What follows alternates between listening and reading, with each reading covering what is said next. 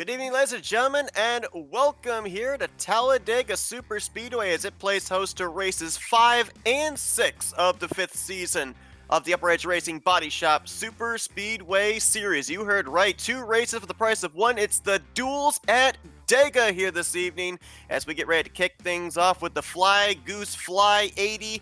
30 laps around this 2.66 mile super speedway. They'll take a little bit of an intermission and then get ready for another 30 lap dash. This is also the first race in the Dash for Dong, where the drivers here this evening, 4 of them eligible, are going to be battling not only for a checkered flag, but also for the 42.50 USD value prize on the line.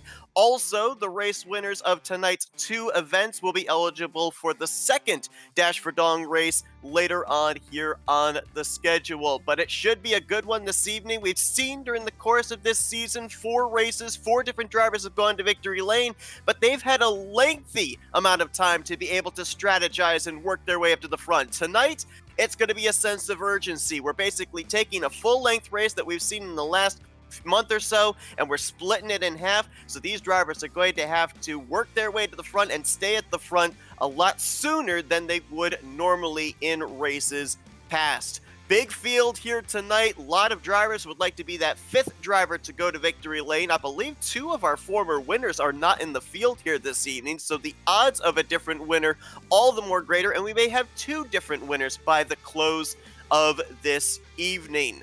Drivers gritting up here on the front straightaway right at the start-finish line. That's going to be an interesting point of note here tonight as well. Talladega Superspeedway, of course, completely different from any other superspeedways we run this season. At Daytona, the start-finish line is right in the center of the tri-oval. At iRacing Superspeedway, the start-finish line is right in the middle of the front straightaway, and at Atlanta Superspeedway, which I believe we are going to be at in a couple of weeks' time, it got swapped with iRacing Superspeedway last week for the schedule slot. I think we're actually going to Atlanta next week, if I recall correctly. Their start-finish line, of course, is right in the middle of the tri-oval as well. That extra few hundred feet here at Talladega could play a huge difference maker into who's going to be the winner and who is going to be runner-up. As we look here at the starting lineup for this first duel, how about Benjamin White making his first start on the season, and he's going to nab the pole position alongside of Carl Faust in the number 12.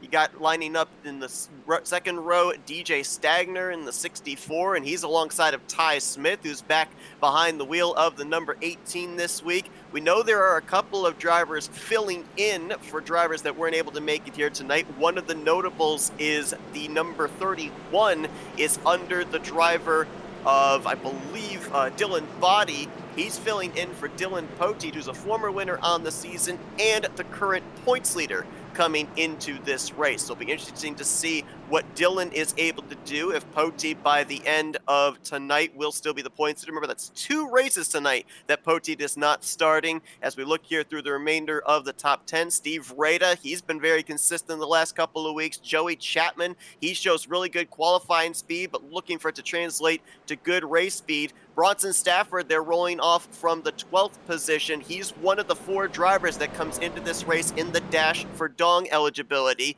Of course, getting second place back in the first race of the season is what has him eligible, since Matt Muir, who won the season opener, is not in the field here tonight. Blake Trawick, who won race number 2, Mike Tellier, who won last week's race, they are eligible. You see Tellier rolling off from the 15th position, and Andy Siegel finished runner-up back in race 3 to Dylan Poteet. With Poteet not being in the field, Andy Siegel is eligible in the Dash for Dong here tonight. So Stafford, Trawick, Siegel, and Tellier, highest finisher of those 4, will end up taking home the $42.50 prize. But here we go, getting ready for our first of 2 dual races here tonight at Talladega. The Fly Goose Fly 80 is green.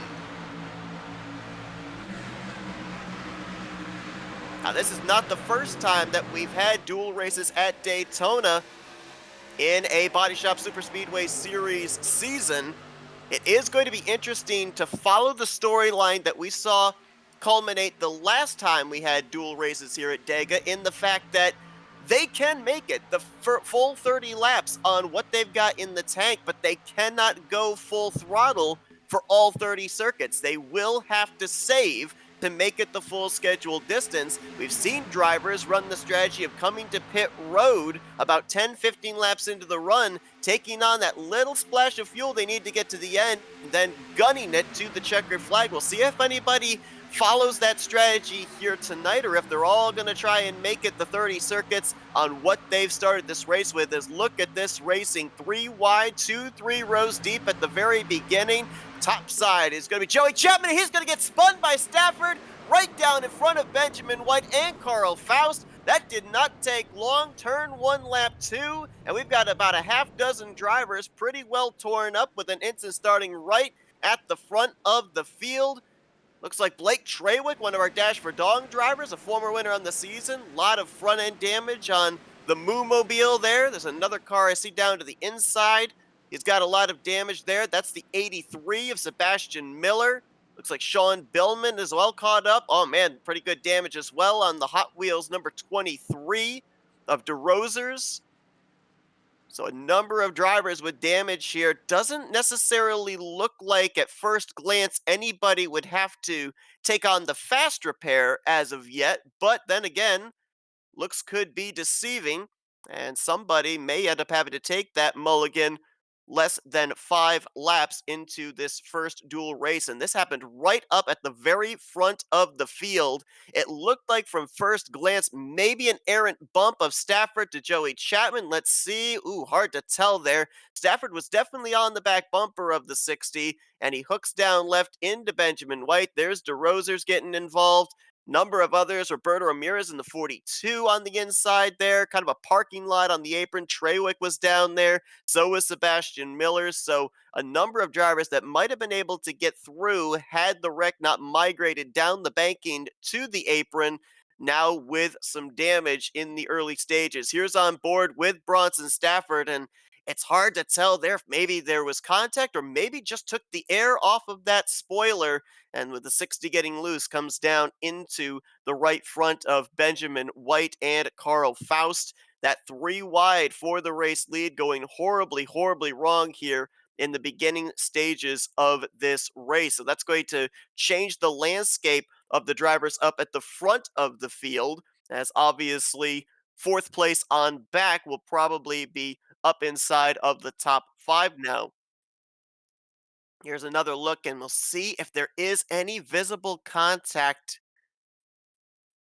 It almost looks like there wasn't any contact there between the 60 and the 61. They're very close, the front bumper to the back bumper, but from that vantage point, with the slow-mo camera, it almost looks like the 60 just got loose and wasn't able to hang on to it, and comes down into the middle and inside line of that 3 wide formation. So tough break there, obviously, for Joey Chapman. Mentioned it there. He's been so good when it comes to qualifying, always usually up in the top 5, if not on the front row.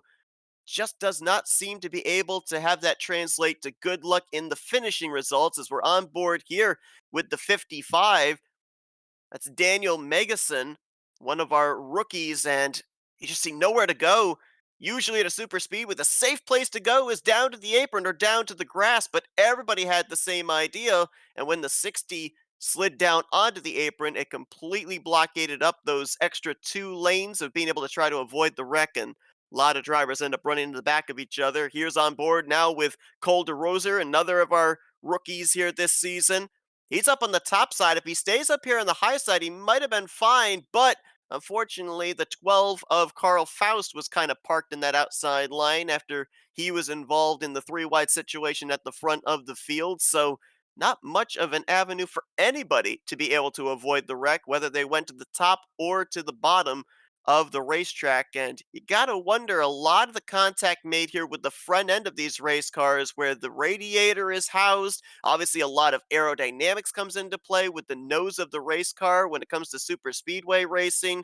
Not sure with manual repairs how much damage they can actually fix for them to be still competitive here for the remainder of this one. That was on board with the 12 of Carl Faust, and you saw the 17 of Steve Rada just barely sneaking through there. So he might have been one of the few that went down to the inside line that got through relatively unscathed with minimal to no damage. But everybody else on back, not quite as lucky.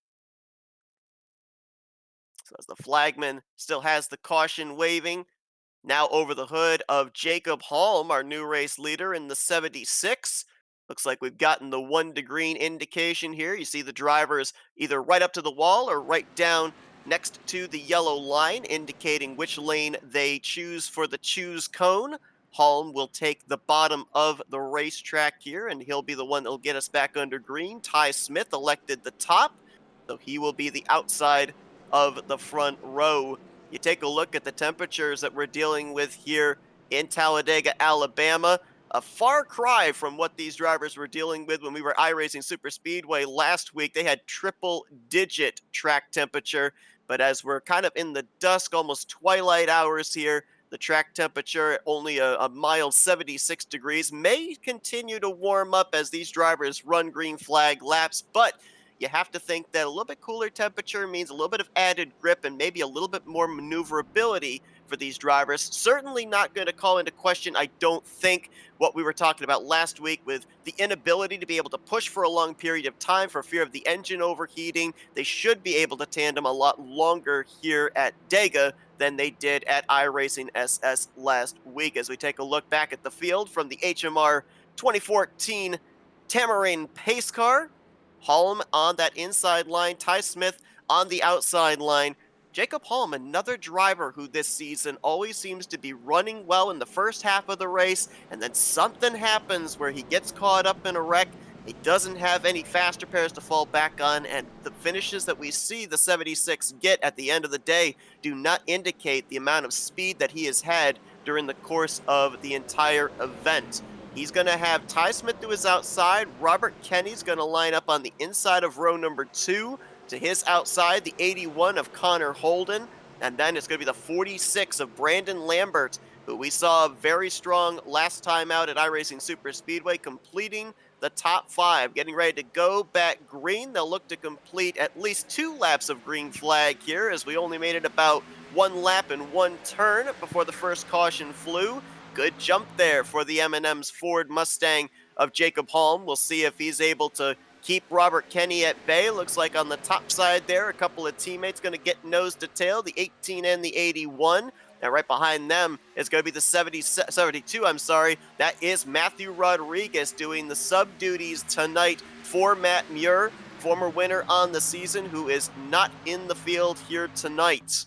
And that top line, Robert Kenny stuck in the sucker hole. It's going to be Ty Smith with a big push from Connor Holden, who is going to go to the point. Not quite clear on that inside line, but he'll try and side draft the 76 off of turn 4. Little loose in that middle line for both those Chevrolets, and so the top side with Matthew Rodriguez gets a good run. 3 wide around the 3rd, 4th position. Steve Rada on the inside of that 3 wide formation as top 2, Holm and Lambert clear on the bottom of the racetrack going into turn number 1. Looks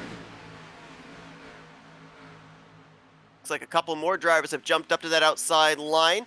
You got the 6 up there of Chad Winstead, Mike Tellier, who took the checkers last week at iRacing Superspeedway. Because of that victory for Mike Tellier, and I keep saying it, but it's true, the unorthodox point system here for the Baadteshop Superspeedway Series, Tellier jumped up 10 spots in the standings from 15th to 5th, only 44 points out of the points lead, and has a shot maybe here tonight if he's able to go back-to-back of heading into the second Dega duel as the new points leader.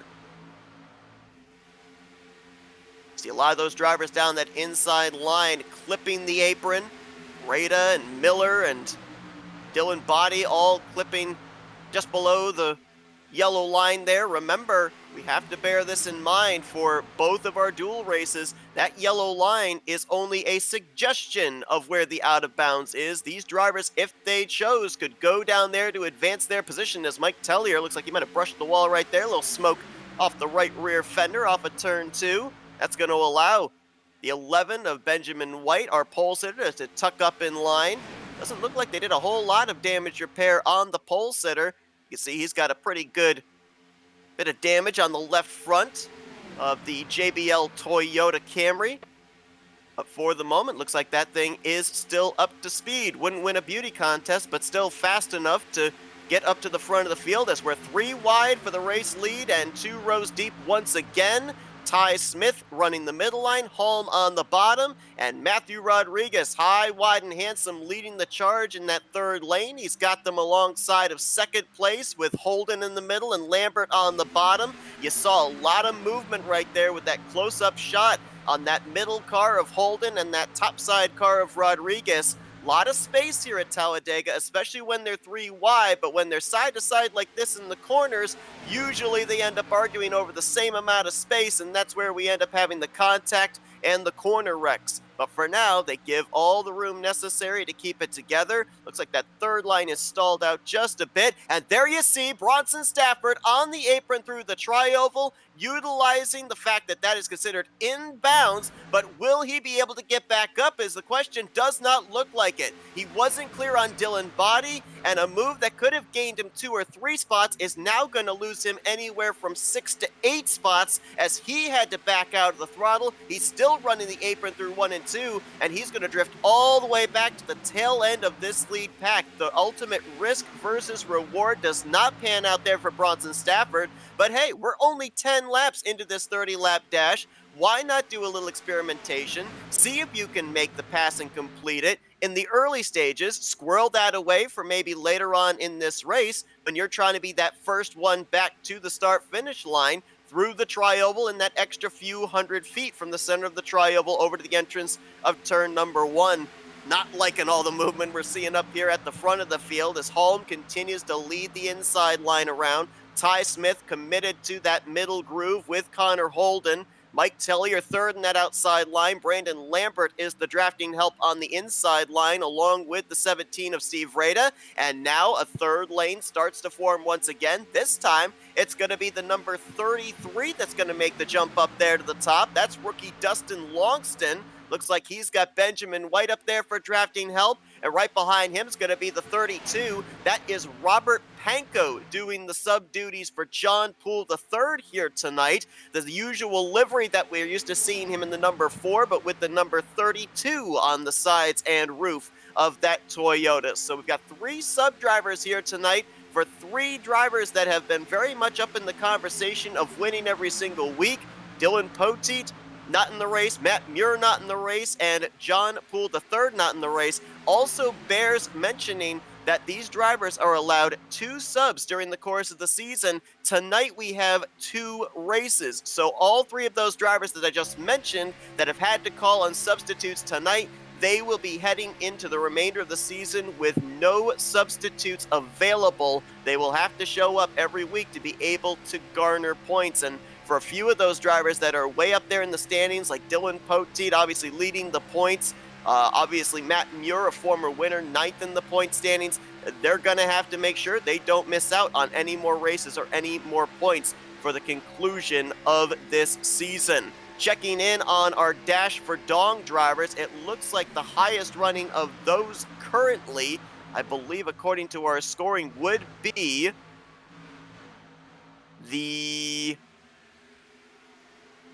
believe it's Mike Tellier, the former winner from last week, but he's not even up here inside of the top 10.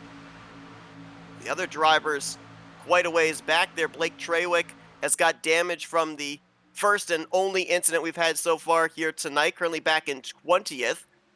Andrew Siegel doesn't look like he's anywhere up towards the front right now. Looking for the 5, and I don't see him at least anywhere here in this lead pack. Actually, I don't think he's in the field, so it may only have been 3 drivers that were battling for the Dash for Dong here tonight. And then Bronson Stafford, we saw him fade to the back after he tried to make that move on the apron, and he's currently scored last car on the lead lap back in the 23rd position. Looks like a couple of drivers out of the race here. 23 of DeRoser and the 55 of Daniel Megason.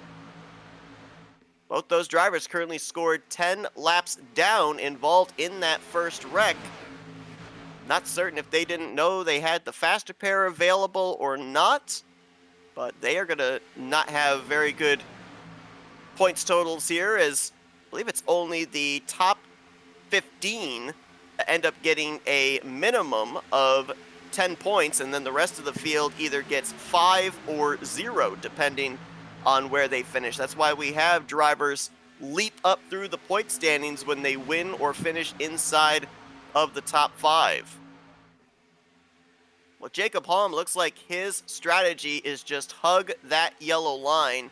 A lot of drivers have gone to the middle line to the third lane to try and bypass him, and he's turned back all challengers. Now he's got Carl Faust in that middle line and Connor Holden leading the third lane, but Holm has done a good job of just staying committed to the bottom, letting everything culminate above him. Drivers end up losing momentum, they lose drafting partners, but usually you're always going to have somebody behind you if you run on the very bottom, the very inside of the racetrack, the shorter way around this super speedway. And right now he's got Ty Smith as his wingman, as Ty was able to slot in between the 76 and the 46 of Brandon Lambert. Now you've got Faust with help from Benjamin White in that middle line. And the outside line is Connor Holden, who's been able to pick up the 06 of Sean Billman. Look at the momentum there from our aerial shot down the back straightaway of that third lane. Rodriguez, Treywick, Ramirez, all able to draft right up to the back of the 06. You've now got 5 cars on the top, 5 cars in the middle, and about 6 cars down on the bottom, as Ty Smith very loose there on the bottom of 3 and 4. And now he'll slide up in front of Carl Faust to lead that middle line. Halfway home here in the first of our 2 dual races here tonight. A reminder, we've got 2 for the price of 1. We'll be bringing you coverage of the second duel here at Dega.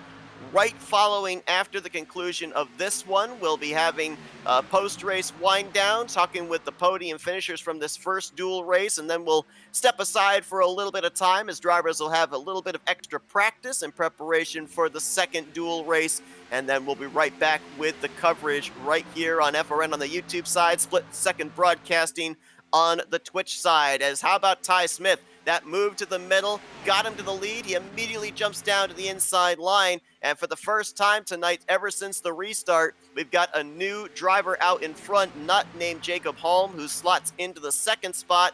We'll also see here if anybody is going to be able to roll the dice in terms of pit strategy, because remember, I recall correctly, last time we ran the duels at Dega, the first dual race went caution free, but this one's not going to. We had a caution back on lap 2, and we've got a caution on lap 18. I shouldn't have talked about green flag runs. The commentator's curse is struck, and it swept up a lot of good cars that have been running up at the front the entirety of this race ever since the restart. Steve Rada there in the 17 stuck on the banking. Brandon Lambert in the 46 with a lot of damage. Looks like maybe some left front damage on the 48 of Cody Lamas, making his first start on the night. There's rear damage on the 42 of Roberto Ramirez. I was going to talk about the fact I thought that since we'd had that one caution, that maybe that was the couple of laps short drivers would have been, that they would have been able to top off the fuel tank and make it the rest of the way. Now there's no doubt about it. If they came to pit road, they would probably be able to make it the rest of the way. But unfortunately, we're going to have a number of drivers coming down pit road for a reason they weren't planning on, and that would be damage repair. Another incident up at the front, and this one's going to start with the 11 of our pole sitter, Benjamin White. It looks like he thought he was clear to come down and lead the middle lane, and just the front and back bumper on the 11 and the 12 hook each other. It sends him down the track. That was a big hit for Brandon Lambert. And how about the 33 and the 17 catching some air there? Look at the tether on the right front of Steve Rada, as that wheel wanted to come off of the race car, but I think the tether kept it attached. Big hits for Steve Rada. Same for the 33 of Dustin Longston. And that was almost Ryan Blaney-esque with the right rear turning of the 46 of Brandon Lambert straight up into the outside wall. Fortunately, there's a safer barrier there. Look at this right there. Big hit. Connor Holden actually caught some air as well. The entire left front of his machine came off the racing surface. Looks like DJ Stagner was able to get through, as he was just behind that. He was able to dive into the grass, but another corner wreck, and Those are the toughest, especially at a track like Talladega, to avoid because you don't know if the car is going to slide up the banking or down the banking. Look at that. That's almost a roller coaster-esque ride for Connor Holden. But I love when we have these in-car shots when you're able to see the steering wheel. You noticed that thing had two wheels off the ground and he never stopped driving it. As soon as it got turned back the right direction, he grabbed a gear and kept going. These drivers, a lot of times they'll take the hands off the steering wheel, but a lot of times also they'll just continue to drive it. Look at this. Watch the wheel motion. Turns it left, turns it right. All right, it's pointed the right direction. Let's just keep going. Carl Faust with a great save right in front of him as well. That is amazing to me, the fact that you don't even have your Goodyears touching the road and you're still driving the race car. You might as well be piloting a plane at that point in time.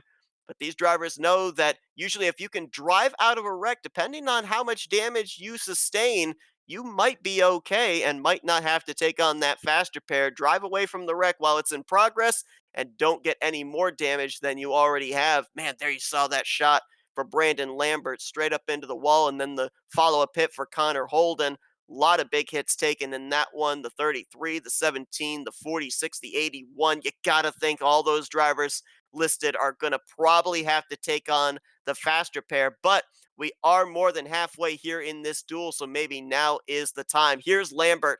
Everything's fine until he gets hooked in the right recorder panel, and that is such a helpless feeling because there's just absolutely nothing that you did wrong, just wrong place, wrong time. Other drivers right there involved that we didn't know. The 32 of Robert Panko got involved, as you saw him down against the inside wall, so a couple more innocent victims collected up in this one, as I think it's safe to say the big one, number 2, strikes here in dual race number 1.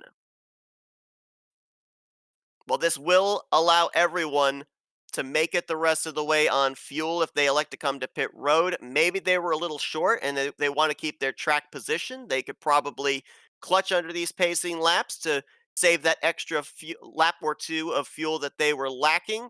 And now the old adage of cautions breed cautions may be more prevalent than ever, because with the security of knowing you can reach the rest of the scheduled distance on what you've got in the tank, now the pay window is open. It's less than 10 to go for this upcoming restart.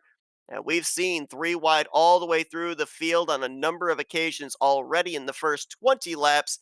We're probably going to see a lot more drivers pull the Bronson Stafford move of utilizing below that double yellow line here in this final run to the checkers. Remember, if you don't win this race, you've still got an entire 30-lap event following right back here at Talladega to be able to maybe utilize this as a mulligan and get a little sweet redemption.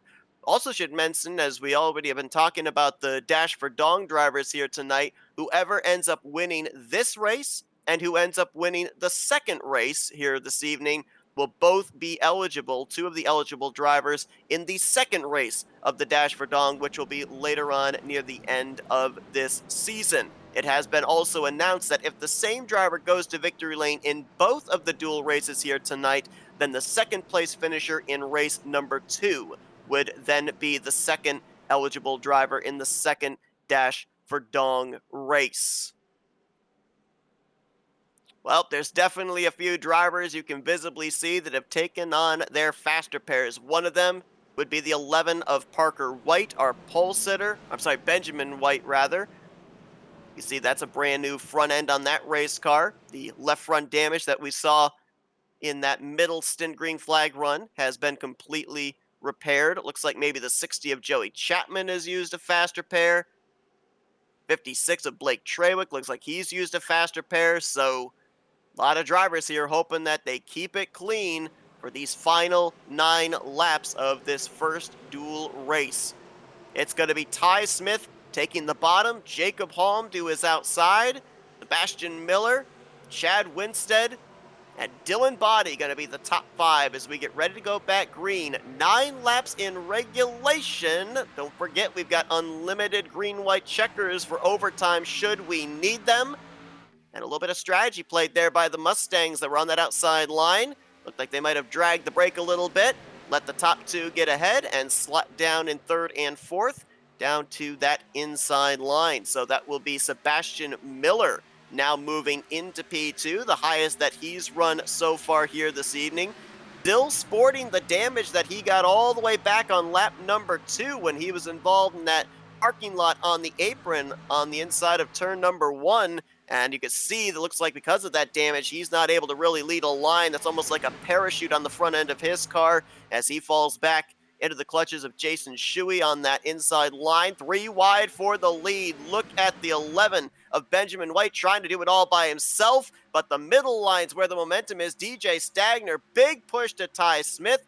Middle line is surging forward. Joey Chapman, Robert Kenny, Shane Tyrion, all making their way up towards the front. And now Chapman is going to stay in that middle line. The Toyota Camrys are going to line up 1, 2, 3. The teammates are going to go for the race lead. Joey Chapman, who again, remember, was up at the front in a 3-wide situation back on the second lap, ended up getting loose, wrecked while in the lead at the time. He's now back up in front and looking to lead the remainder of this race. He'll tuck down in front of Ty Smith. Whoa, DJ Stagner, very loose, down on the apron. Nice save as they're going to hopefully let him back up. He'll find a way in front of Jason Shuey. That could have very easily been big one number 3 here tonight. Stagner going to pay the price for it, but at least it looks like we're not going to have any torn up race cars as of yet, as up at the front, lap led, I believe, to Joey Chapman, but momentum to the middle line.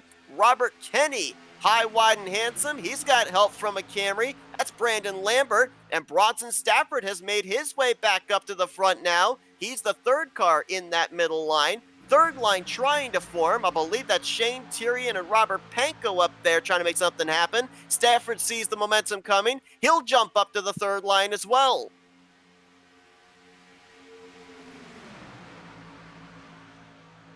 Looks like we've got roughly about 18 cars up in this lead pack. A couple of stragglers at the very tail end here. Blake Treywick back there, Dylan Body. Ooh, that's a lot of movement in the middle of this pack as we're 4 wide with Winstead, Rada, White, and Panko. Looks like White saw the situation and wisely backed out of it, but we, for a brief second there, past the start-finish line, we're 4 abreast at Talladega, which they can do, but there's not a whole lot of space available to be able to do it, especially in the corners. So they picked maybe one of the safest places on the track to do it, as how about this?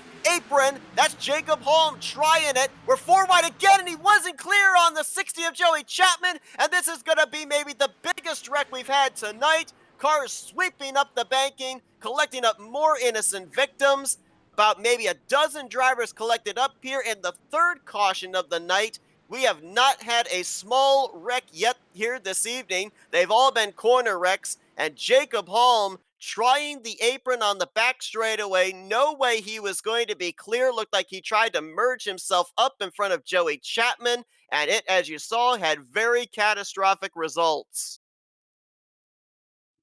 He had a huge shove from the 83 of Sebastian Miller. I'm not necessarily certain he wanted to go to the apron. I think he had to go to the apron to avoid running over Chapman. And as he tried making his way back up, you see our old friend Gapwack came into play. The 60 and the 76 make contact. It hooks the 76 up the racetrack, and nowhere really for anybody else behind to be able to go. Lot of drivers with a lot of damage sustained. Shane Tyrion was in that. Robert Panko was in that. To be honest, probably anybody that was running up inside of the top 15 got bits and pieces of that wreck. Drivers towards the rear of the field might have been able to get on the brakes and wait for everything, all the dust to settle ahead of them.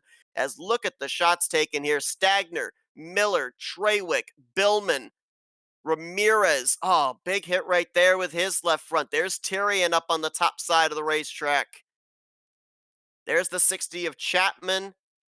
There's Panko, right side of your screen. I believe Ty Smith, yep, there he is down in the grass. Jason Shuey, it's hard to tell for him if he came to a stop or not on the apron, or if he got any contact out of that. Looked like the 31 maybe of Dylan Body might have snuck through there.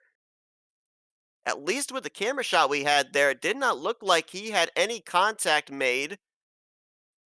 This is on board with the 3 of Jason Shuey. He gives us a front row seat of everything happening up ahead. And yeah, Kind of pulls a Dale Jr. from Daytona. Just comes to a stop, waits till everybody gets turned back around and continues on. Doesn't pick up positions, but at the same time keeps his car intact and doesn't have to rely on the faster pair. And that will be something we'll have to follow up here as well, because I'm sure a number of drivers from the last wreck took on faster pairs. Oh, Dylan Buddy almost got through without contact. Just got clipped in the left rear. But to be honest, with the damage sustained by a lot of the drivers involved in that wreck, that is merely a scratch on the 31 car, and a nice bit of dirt tracking there as he was drifting on the apron. Little Tokyo drift there for Dylan Body, able to keep that thing pointed in the right direction. Here's another look at it. Let's see who clips him. Oh, looks like it might have possibly been the 18 of Ty Smith just got him. Look at that. Kyle Busch would be proud. Dylan Body pulling the sub here tonight for the points leader, Dylan Poteet. Unlikely that Poteet is going to end up being the points leader at the conclusion of this evening heading into next week, but certainly not going to lose out on as many points as he would have if he had not had a sub driver. This is Matthew Rodriguez, another of the sub drivers tonight, doing a great job getting through that wreck as we went on board with his Hula Monkeys Motorsports number 72. Nice piece of driving there. And it's interesting because we've talked with drivers in the past here when we talk with them post race about, is it easier or is it harder to be a substitute driver running for somebody else's points than it is for your own points? And they say there's actually a lot more pressure because you've got somebody else that's expecting you to perform well rather than just yourself. Both Dylan Body and Matthew Rodriguez, cool under pressure, making their way through that wreck, and at least for the moment, going to probably have some pretty good restarting track position here, as looks like we're going to get the one to green this time by, so we will not yet have to go into overtime. We're going to have an in regulation green white checkered, as wow, late call there from Mike Tellier, moving from top to bottom. So it looks like the first driver on the outside line is going to be the 61 of Bronson Stafford, as everybody else choosing where they want to be. Oh, correction, Stafford took the inside line, so it's actually pole sitter Benjamin White that'll be on the outside line. So teammates will line up 1, 2, 3 on the bottom with Kenny, Tellier, and Stafford. Right now, Toyota Camrys have swept the entire top 5. Highest running Ford would be Chad Winstead, who will restart in 7th, and highest Chevrolet, Cody Lamas, in his first start of the season in the 9th position. We've seen Cody in past seasons making his first start of season 5. Talked with Cody earlier on this afternoon. Big problem for him was connection issues in the past seasons. Looks like he's got that all sorted out and looking to see what he can do here in the second half of the 5th season of the Upright Racing Baadteshop Superspeedway Series. So the question here is, can these drivers keep it together for one lap? That's all they've got to do. If they make it back to the white flag, then we race back to the checkers no matter what. But if the caution comes out before they come around to receive the white, we re-rack them, we do it again, and we go into overtime. Robert Kenny looking to become the 5th different winner on the season. Kenny comes into this race currently 11th in the point standing, 66 points out of the points lead. He has scored 3 top 10s in the first 4 races, but has yet to score a top 5. Might get his first with a victory here tonight. Benjamin White trying to do something that's very difficult to do at superspeedways, and that is go coast to coast, pole to win. Trying to see if he could be the first driver to do that this season. And Mike Tellier, he's looking for doubles, as he's looking for his 2nd victory in a row, coming off the heels of that checkered flag he received at iRacing Superspeedway 1 week ago. There you saw the green flag displayed. Everybody gonna pick their lanes here, get these cars up to full song, figure out where the momentum is and what kind of moves they can make for the first checkered flag of the night. Down the back straightaway.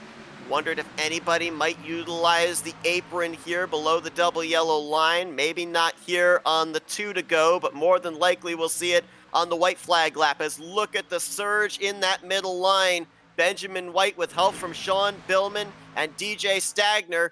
You got Mike Tellier a little loose on the bottom, might be trying to move up to stall out that momentum. Can they keep it together here through the tri-oval? The flagman has the white flag in hand, but he's also got the caution in his other hand. He may have to use it as there's contact there between Kenny and White, but they will get back to the stripe. White flag in the air. 1 lap to go here in the first of our Dega duels. Who's going to be the first one back to the checkers? All bets are off now for the teammates. Tellier, what does he do with Kenny? Stafford right there in third. We know he won't be afraid to go down below the double yellow line. Middle line with a run. That's Shane Tyrion shoving Benjamin White. Third line trying to form with Billman and Stagner. White will get back alongside of Kenny. Can the tandem go up against the quartet on the inside line?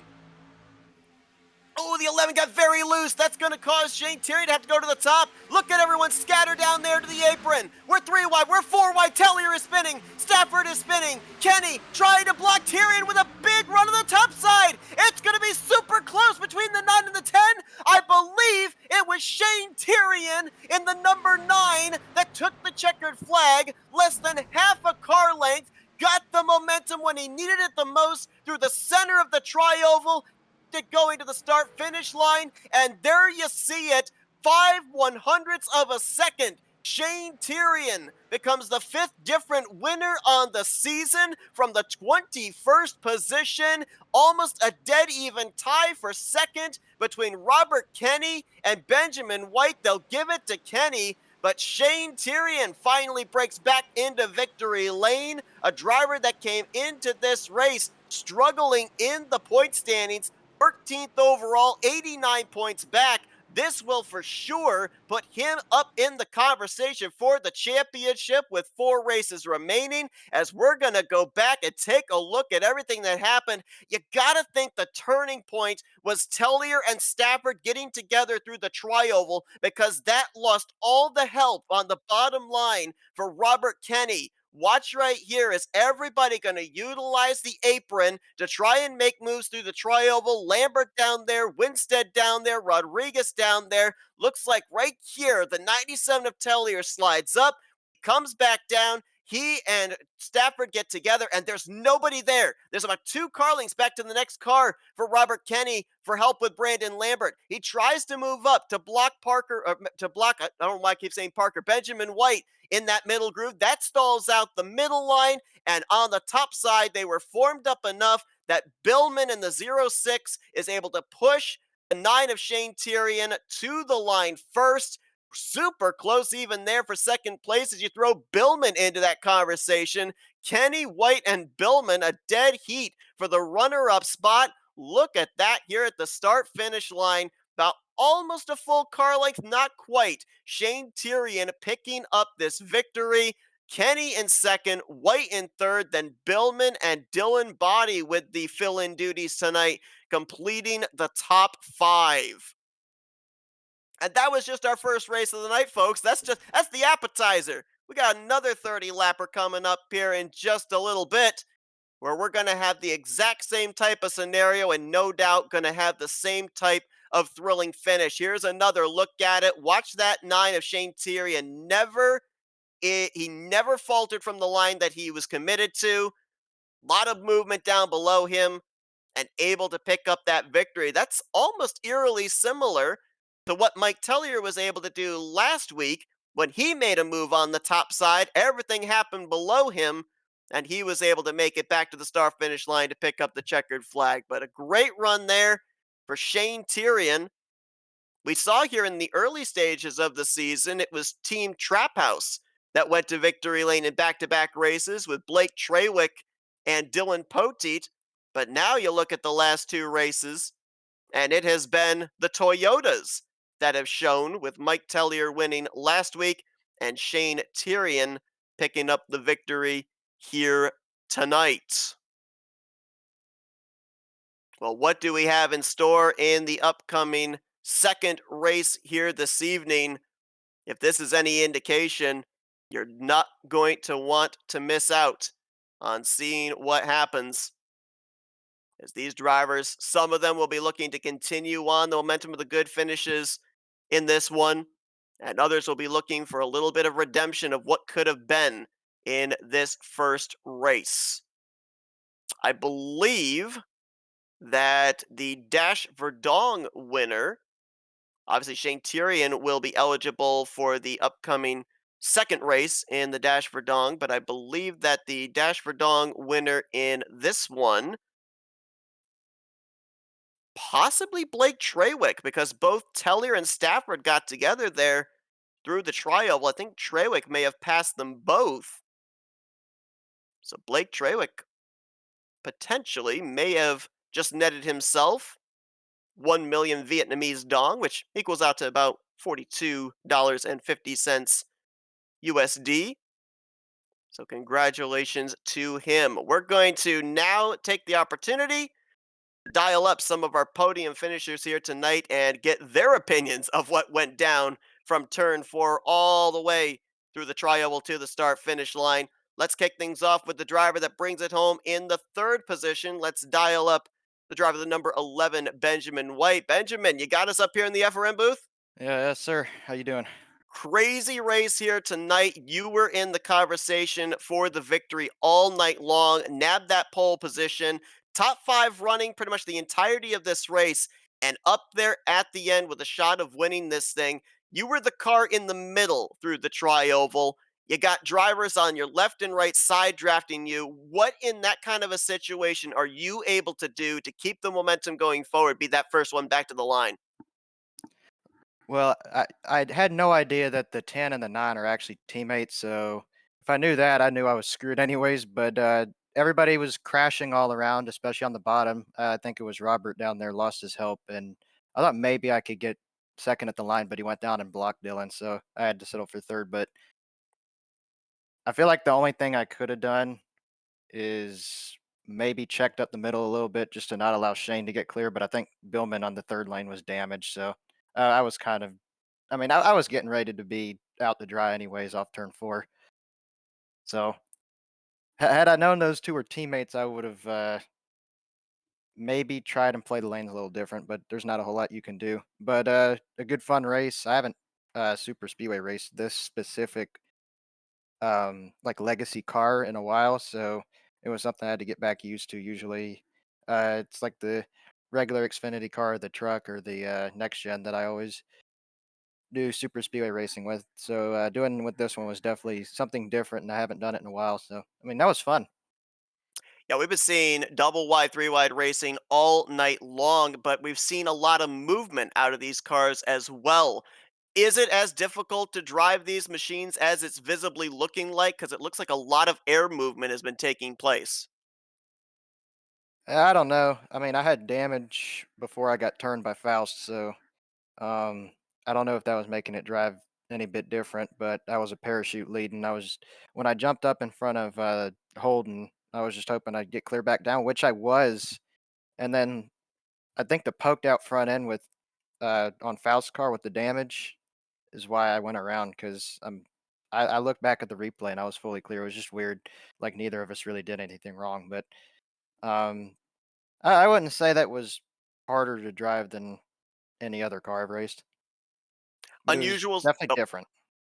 Unusual situation here with the fact that it's not a one race and it's the end of the night. We got two dual races here this evening, another 30 lapper coming up in just a little bit. Any takeaways from the first race in terms of strategy, in terms of what you learned in the draft that you can then apply here, maybe do something a little bit different in the upcoming second duel? I guess find out who's teammates and split them up. Because had I been aware of the 9 and the 10 being teammates, that finish could have went a little differently. But overall, just that was a fun race. My first time running this league, so overall, was fun. Well, definitely fun for us to be able to observe up here in the booth. You got another 30 lap shootout coming up here in just a little bit. Certainly, from what we saw here in this first duel, can expect to see this 11 up at the front in that one as well. Before we let you go get ready for that second race, we'll give you the opportunity to thank some sponsors and do some shoutouts. I just want to thank Rodriguez for hosting and both you two for broadcasting there. Jeff, I think, producer, and obviously Seth commentating. I've heard your commentary on NR 2003 throughout the years, and I did not know you did iRacing work, so that's cool. Well, Benjamin White, Gonna look forward to seeing what you got here in this second duel. Best of luck. We'll let you get back at it. I appreciate it. Third place performance here. Close third place performance. Almost could have been second, maybe by another couple of centimeters. But second place is going to go to this driver. Let's dial up the number 10 of Robert Kenny.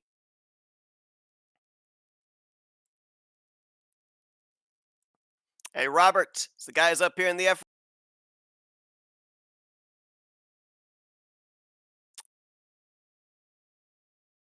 Hey, Robert, you got us up here in the booth? Yeah, I got you. All right, I'll tell you what, man, that was super close coming to the line. It was a hold your breath, wait and see type of moment. You had that inside line advantage coming through the tri-oval, but then all of a sudden, your help was gone. So at that point, what were you able to do from your vantage point to be able to try and keep that second and third line at bay, make sure you were the first one back to the checkers? Well, whatever I tried didn't work. But I tried moving up to the middle line in front of the 11, but I was a bit slow there. So he got to my quarter. So I went back down low. Then I saw whoever was pushing him had a run and was going to take it below the yellow. So I had to go down and block him to at least get some momentum from him. And it was just, I was also close to tying Mike for most wins in the series again, but he survives another race. Very close. Going to be obviously a good points day for you in terms of this first race. You still got another race coming up here as well to be able to build off of. Is it easier or is it more difficult to have this good of a run come up just short and then have another race coming up? Does it motivate you more? Or if you maybe have a finish that's around 5th through 10th, is it more motivational to try and get that checkered flag in the second race? Uh, I'm getting more motivation from trying to fix what I did last week instead of just taking the third or second and taking out a competitor, which I never want to do and you never want to do. But yeah, I'm taking that, trying to be cleaner towards the front. But finishing second in the first race definitely helps. Wanting to get one spot better in the next one. Uh, and it helps that the race is immediately after, not waiting a week. You mentioned about being cleaner, and we ended up having three really big wrecks here tonight. And at least, just to my general memory, I don't remember you being involved in any of them, at least not significantly. So, able to keep your nose clean in this first one. Do you expect we're going to have more of the same, or are we going to see the aggressive level kicked up another notch here in this upcoming second race? I mean, mentally, what type of a race are you prepared for now after you guys have had 30 laps under your belt? I'm kind of prepared for about the same. A little calmer first half, but once you realize, oh, this is a shorter race, we're getting down to the wire. You're going to have the adrenaline and the aggression ramp up a bit. So I'm kind of expecting the same amount of race, but hopefully we can get to the front again. And this next time, hopefully we can finish it out one position further. Well, certainly something to build on. You came into this race 66 points out of the points lead with a top five run, your first top five on the season. So, congratulations on that. Certainly going to be now up in the championship conversation. And no doubt, if you can get that one position better, maybe up there in the top five, right with a shot of that points lead heading into next week. Robert, before we let you get back to it in preparation for the second race, the floor is yours for thank you, sponsors, and shout outs. I just want to thank you guys for coming on, broadcasting every week. Admins for dealing with all this craziness week in and week out. Uh, Teammates and pseudo teammates for helping us throughout the race and every week with practice and drafting and all that. And then obviously Astro Gaming and Sim Speed Shop are always on the car. Uh, yeah, that's about it. Well, Robert Kenny, second place here in the first of our duels at Dega. He'll look for that one position better. Hopefully, we talk to you in victory lane here in a little bit. Best of luck. Yeah, hopefully I'll see you soon. Robert Kenny bringing it home in the second position. And we're now going to go down to victory lane, see if we can dial up our fifth different winner on the season, Shane Tyrion. Shane, it's Seth up here in the FRM booth. You got me? I got you. I'll tell you what, we saw this number 9 charging up to the front there on that final run to the checkers. Right place, right time, third lane, the lane that got you this victory. A lot of stuff happening below you, a lot of stuff happening behind you. How nerve wracking is that? Because at that point in time, you're kind of dependent on your drafting help to get you back to the line in a 3 wide situation. Yeah, it's definitely it's a little scary. Luckily, fortunately for me, I knew the first three cars there on the bottom. I was like, ah, they're fine. I'll just make my moves and see what happens. Ironically, Joey Chapman said over the radio to the team, he was like, "It's gonna be funny when Shane wins this race." When we came to, to the green, I was like, "Yeah, sure." Well, he called it. Well, hopefully he'll call his shot again here in the closing stage of the upcoming second dual race. So you're going to be preparing for that in just a little bit. Going to be the defending winner with the victory here in this first dual race. So with this win under your belt, how much more added confidence, how much added aggression does it give you for the upcoming second 30 lapper? Um, I feel like it's gonna be crazier. People are gonna be more comfortable, so confidence might just still be the same, if not a little bit lower. But we'll see. I'm gonna try. Saw 3 big wrecks in this one. Saw you swept up in one of them. Obviously, you guys have the Mulligan fast repair. With what you saw in this first race, how important is it going to be to preserve that for the later portions of this upcoming second duel? Oh, yeah, definitely need to preserve it. I used mine that last wreck, and it paid off. So the longer you can keep that fast repair, the bigger your chances are. Well, your second top 10 on the season, second top 5 as well. First trip to victory lane here in season 5. Congratulations on a job well done. We'll look to see if you can go back to back here and sweep the night here at Talladega. Before we let you get back to it, I know you have a bit of an expedited celebration there in victory lane before you have to climb back behind the wheel of this machine. So we won't keep you any longer. We'll let you do some thank you sponsors and shout outs.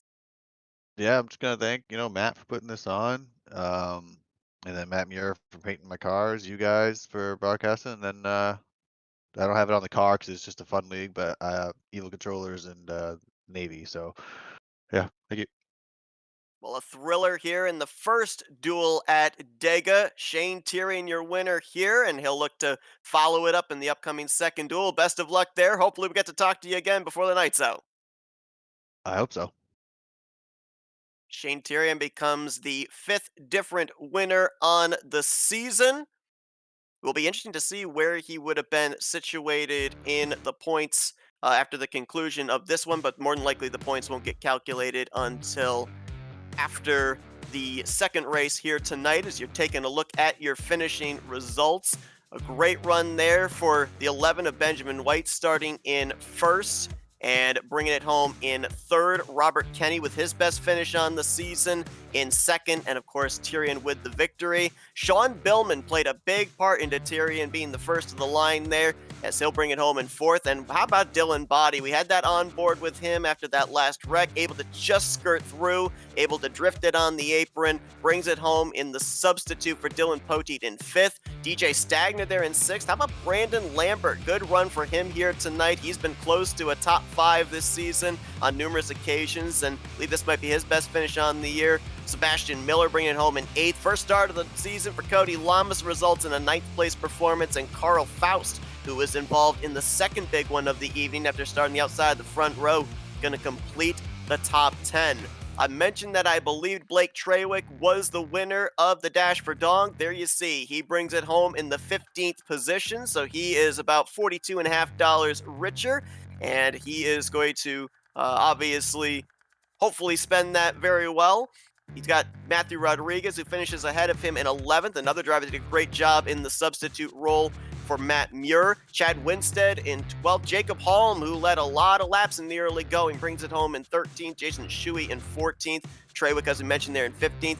Ty Smith and Connor Holden. We saw those two up at the front for a good portion of this race. Ty Smith actually was out in front for a number of laps, but they result in 16th and 17th. Cam Barnes, I don't think we really talked about that rookie at all here tonight, at least in this first race. He brings it home in 18th with Steve Rada in 19th, Roberto Ramirez in 20th. Both of those drivers, I believe, were dealing with damage they sustained in the second and third wrecks of the night. Dustin Longston brings it home in 21st, and there you see Tellier and Stafford, who both ended up getting involved in that incident through the tri-oval. They went from about 5th and 6th to 22nd and 23rd in the matter of a couple hundred feet.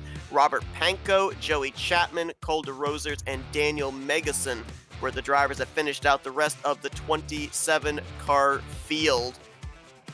All those drivers that didn't get the best of runs here in the first race, they've got another 30-lapper coming up as Shane Tyrion wins the Fly Goose Fly 80. Coming up next is the Run Goose Run 80, another 30-lap dash at Talladega.